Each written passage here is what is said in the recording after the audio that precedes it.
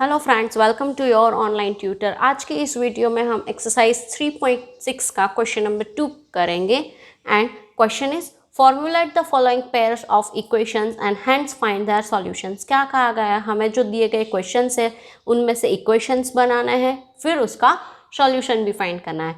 And number 1 is Ritu can row downstream 20 kilometer in 2 hours and upstream 4 kilometer in 2 hours.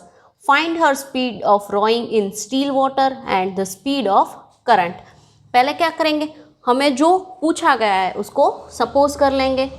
Then let speed of rowing is equals to x kilometer per hour and speed of current यानी कि speed of water stream is equals to y kilometre per hour. Rowing यानी उसकी boat की speed suppose x kilometre per hour है और पानी का जो फ्लो है उसकी स्पीड है y किलोमीटर पर आवर। अब क्या कहा गया है, रितु कैन डाउन स्ट्रीम। अब डाउन स्ट्रीम और अप स्ट्रीम ये क्या होता है, down stream is equals to क्या होता है, बोट की जो डिरेक्शन होती है ना वही डिरेक्शन पानी की होती है। सपोज बोट इस डिरेक्शन में जा रही है और पानी का फ्लो भी सेम डिरेक्शन में हो तो ये होता है हमारा डाउन स्ट्रीम। और डाउन स्ट्रीम में बोट और वाटर की स्पीड को ऐड किया जाता है। और अपस्ट्रीम में क्या होता है कि सपोज हमारी बोट इस डिरेक्शन में जा रही है तो पानी इस डिरेक्शन में, यानी वाटर की डिरेक्शन और बोट की डिरेक्शन अगर ऑपोजिट है तो उसे हम कहते हैं अपस्ट्रीम। और अपस्ट्रीम में बोट की स्पीड में से वाटर की स्पीड को माइनस किया जाता है। सो वो लिख देते हैं स्पीड इन डाउनस्ट्रीम। डाउनस्ट्रीम में स्पीड क्या होती है, दोनों की ऐड हो जाती है, is equals to x plus y kilometre per hour. Same way speed in upstream. Upstream क्या होता है और अपस्ट्रीम में स्पीड क्या होती है, माइनस, यानी बोट की स्पीड उसमें से वाटर की स्पीड को माइनस करेंगे, यानी x minus y kilometre per hour. इतना हो गया। अब हम इक्वेशन बनाएंगे, उसके लिए क्या कहा गया है, Ritu can row down stream 20 kilometres जा रही है डाउन स्ट्रीम में, यानी बोट और वाटर जो डायरेक्शन में वाटर है वही डायरेक्शन में वो अपनी बोट ले जा रही है। तो 20 किलोमीटर्स का डिस्टेंस वो कितने टाइम में कवर करती है, 2 आवर्स में। तो यहाँ पे हम स्पीड वाली फॉर्मूला यूज करेंगे, speed is equals to distance by time. ठीक है, अब स्पीड कितनी थी डाउन स्ट्रीम में, x plus y, therefore x plus y is equals to distance. कितना डिस्टेंस कवर किया उसने, 20 किलोमीटर्स का, यानी 20 डिवाइड बाय टाइम। कितने टाइम के अंदर, 2 आवर्स के अंदर, यानी कि 2। अब इसे सॉल्व कर देंगे तो x plus y is equals to 10। ये हो गया हमारा इक्वेशन नंबर 1। अब सेम वे आगे क्या कहा है, अपस्ट्रीम 4 किलोमीटर्स। अपस्ट्रीम में वो 4 किलोमीटर, अपस्ट्रीम यानी कि जो डायरेक्शन में पानी जा रहा है उसकी ऑपोजिट डायरेक्शन में वो अपनी बोट लेके जा रही है। तो 4 किलोमीटर का डिस्टेंस कवर करने में उसे 2 आवर्स लगे। तो स्पीड, अपस्ट्रीम की स्पीड क्या होगी, x minus y is equals to distance. Distance कितना था, 4 किलोमीटर्स, यानी 4 अपॉन टाइम 2 आवर्स, यानी 2। तो इसे सॉल्व करेंगे तो x minus y is equals to 2। ये हमें मिला इक्वेशन नंबर 2। अब ये दोनों इक्वेशन को ऐड कर देते हैं, adding equation 1 and 2। x plus y is equals to 10 and x minus y is equals to 2। x यानी 2x एंड y कैंसल, यानी क्या हो जाएगा, 10 प्लस 2 12। तो x इज इक्वल्स टू हमें मिला 6। अब ये x की वैल्यू हम कोई भी एक इक्वेशन में रख देते हैं, इक्वेशन नंबर हम 1 में रख देते हैं। देयरफॉर क्या हो जाएगा, x plus y is equals to 10 है तो 6 plus y is equals to 10। तो y इज इक्वल्स टू हमें मिलेगा 4। 10 माइनस 6 यानी 4। अब देखो हमें जाओ फाइंड करना था स्पीड ऑफ रोइंग और स्पीड ऑफ करंट, वही मिल गया एक्स और वाई। थस स्पीड ऑफ रो और rowing is equals to 6 kilometer per hour and speed of current is equals to 4 kilometers per hour. So this is done. Next, number 2 is 2 women and 5 men can together finish an embroidery work in 4 days, while 3 women and 6 men can finish it in 3 days. Find the time taken by one woman and alone to finish the work and also that taken by one man alone. क्या कहा गया है? 2 women और 5 man अगर साथ में काम करेंगे एम्ब्रॉयडरी का तो वो 4 डेज में फिनिश करेंगे, और अगर 3 वुमेन एंड 6 मैन्स होंगे तो वो वही वर्क 3 डेज के अंदर कंप्लीट करेंगे। तो हमें क्या फाइंड करना है? Find the time taken by one woman alone to finish the work. अगर सिर्फ एक वुमन काम करती तो वो ये पूरा वर्क कितने टाइम के अंदर कर देती, and also that of by one man, और अगर वन मैन वर्क करता तो वो कितने टाइम के अंदर कर देता। तो सबसे पहले तो हमें जो फाइंड करना है उसे ही सपोज करते हैं। Let number of days taken by a woman is equals to x and number of days taken by a man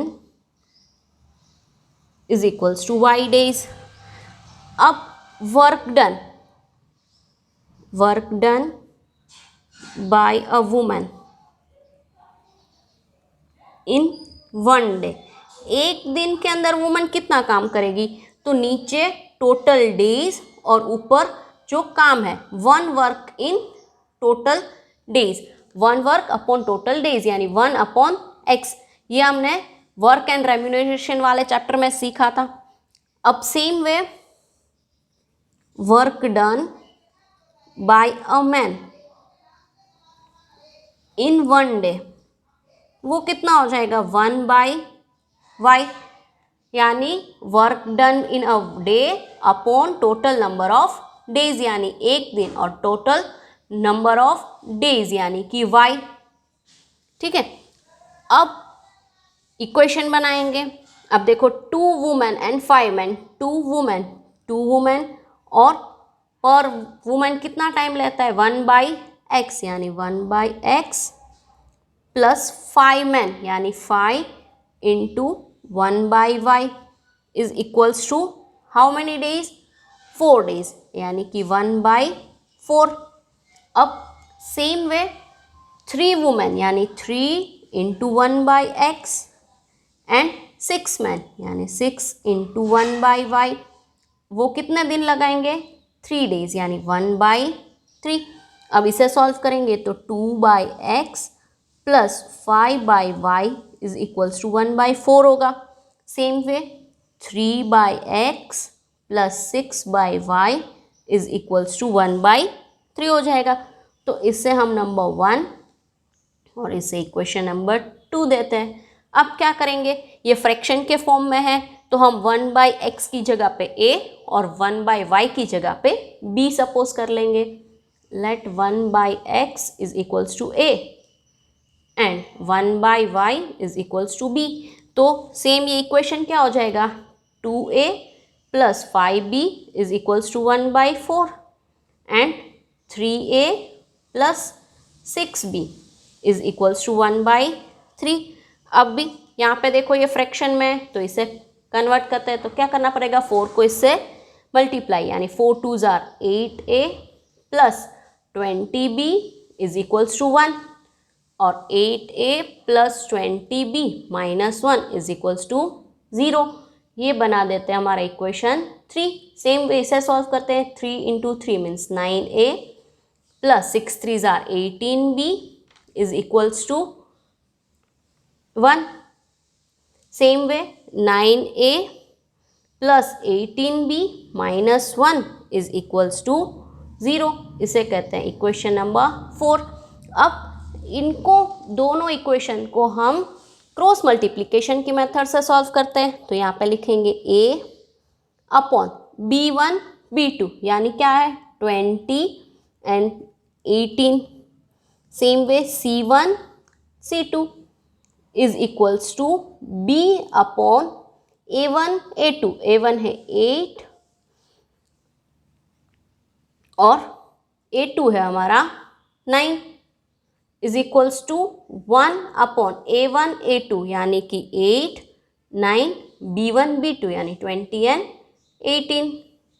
ठीक है, अब इसे सॉल्व करते हैं तो क्या हो जाएगा a अपॉन 20 1 जार 20 यानी -20, फिर माइनस एंड 18 1 जार 18 यानी -18 is equals to b upon 9 1 जार 9 -9, फिर माइनस फॉर्मूला का एंड 8 1 जार 8 यानी -8 is equals to 1 upon 18 into 8 यानी 144 माइनस 20 इंटू 9 मीन्स 180। अब क्या हो जाएगा a अपॉन -20 प्लस 18 यानी -2 is equals to b upon -9 plus 8 यानी -1 is equals to 1 upon 144 minus 180 यानी -36। अब a is equals to -2 upon -36 and b is equals to -1 upon -36। तो a हमें मिला 1 अपॉन 18 और b हमें मिल गया 1 अपॉन 36। अब देखो अभी तो हमें क्या मिला सिर्फ a और b, हमें क्या चाहिए x and y। Now 1 upon x is equals to a, तो 1 upon x is equals to 1 upon 18 यानी x is equals to 18। Same way 1 upon y is equals to b, तो 1 upon y is equals to 1 upon 36, therefore y is equals to 36। So यहाँ पे हमें last में एक sentence लिखना होगा क्या कि number of days taken by a woman is 18 days, यानी a woman can complete the work in a 18 days while a man can complete a same work in 36 days. Next, Ruhi travels 300 kilometers to her home partly by train and partly by bus. She takes 4 hours if she travels 60 kilometers by a train and remaining by a bus. And if she travels 100 kilometers by train and remaining by bus, she takes 10 minutes longer. Find the speed of train and the bus separately. क्या कहा गया है, रूही है वो 300 kilometres travel करती है, उसमें से कुछ पार्ट ट्रेन में ट्रैवल करती है और बाकी का बस में ट्रैवल करती है। तो हमें दोनों की स्पीड फाइंड करनी है। सबसे पहले जो फाइंड करना है होता है उसे सपोज करते हैं let speed of train is equals to x kilometre per hour and speed of bus is equals to y kilometre per hour. हमें यहाँ पे स्पीड वाली फॉर्मूला लेनी है, यानी कि distance by speed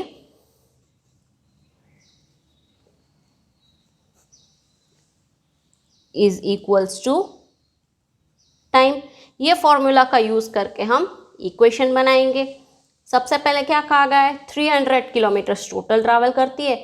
C takes 4 hour if she travel 60 kilometres by train, train से वो कितना ट्रैवल करती है 60, यानी 60 डिस्टेंस है अपॉन स्पीड ऑफ ट्रेन क्या है x प्लस टोटल डिस्टेंस कितना था 300, तो 60 किलोमीटर्स उसने ट्रेन से ट्रैवल किया, तो बस से कितना ट्रैवल किया होगा 240। ये 240 कहाँ से आया, तो 300 माइनस 60। अब डिस्टेंस 240 अपॉन स्पीड, स्पीड कितनी थी बस की y, यानी upon y is equals to time. Total कितना टाइम लगा उसे 4 आवर्स यानी 4। ठीक है, same way next if she travels 100 kilometres by a train, 100 kilometres by a train यानी 100 by x and remaining by bus, तो 100 किलोमीटर्स निकल गए 300 में से, तो कितने बचे 200 किलोमीटर्स, यानी 200 बस से ट्रैवल करती है, यानी 200 by y is equals to it takes 10 minutes longer, यानी पहले कितना टाइम लिया था 4 आवर्स, अब 4 आवर्स एंड 10 मिनट्स। तो यहाँ पे हम 4 आवर्स और 10 मिनट्स ऐसे तो नहीं लिख सकते, तो क्या करेंगे हम आवर्स को भी मिनट में कन्वर्ट कर देंगे, यानी 4 इंटू एक आवर यानी कितने मिनट्स 60, यानी 4 इंटू 60 एंड प्लस 10 यानी 100 by x plus 200 by y is equals to 240 plus 10 यानी 250। अब और एक प्रॉब्लम हो गई, देखो यहाँ पे हमने 4 आवर्स में लिया और यहाँ पे हमने मिनट्स में लिया, तो ये नहीं चलेगा। तो क्या करेंगे, अब इसको हम 60 से डिवाइड कर देंगे, तो ये भी हमारा आवर में कन्वर्ट हो जाएगा, यानी 100 by x plus 200 by y is equals to 250 by 60। तो ये हमारा हो गया इक्वेशन नंबर 2, ये इक्वेशन 1 और ये इक्वेशन 2। अब देखो ये फ्रैक्शन के फॉर्म में है, तो हम क्या करेंगे 1 बाई एक्स को a सपोज कर लेंगे और 1 बाई वाई को b सपोज कर लेंगे।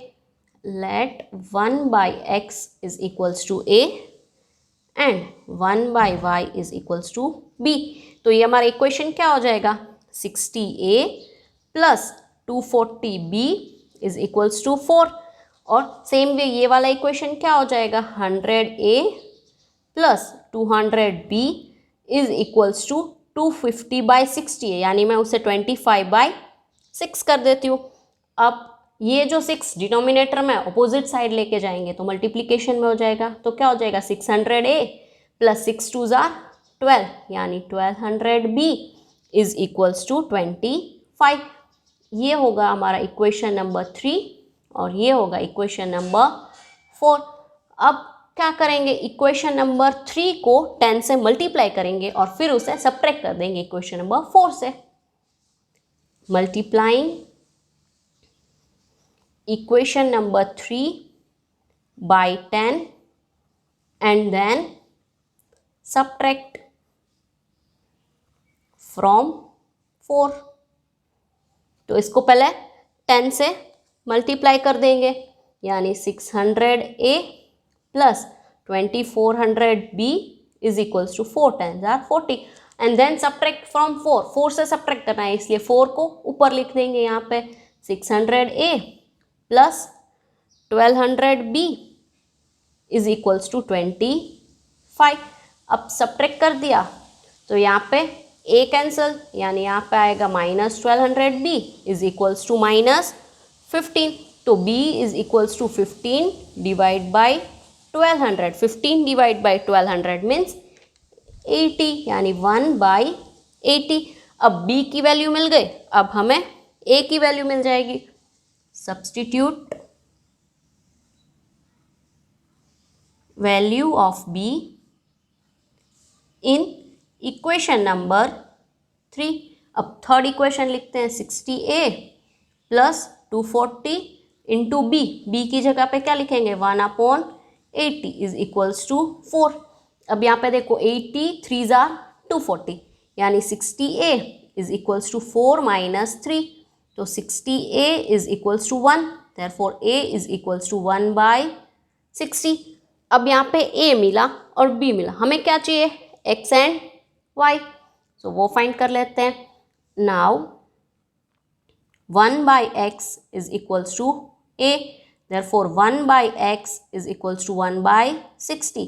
तो x is equals to 60 and same way 1 by y is equals to b, therefore 1 by y is equals to 1 by 80। y is equals to 80। अब इसके एंड में भी हम एक सेंटेंस लिखेंगे that the speed of train is 60 kilometers per hour and speed of bus is 80 kilometer per hour, and this is done. Thank you guys for watching this video. Hope this video helped you to learn something new. Still, if you have any queries, you can mail me to the email ID displayed on the screen, or you can also write in the comment box. Don't forget to share this with your friends. Thank you.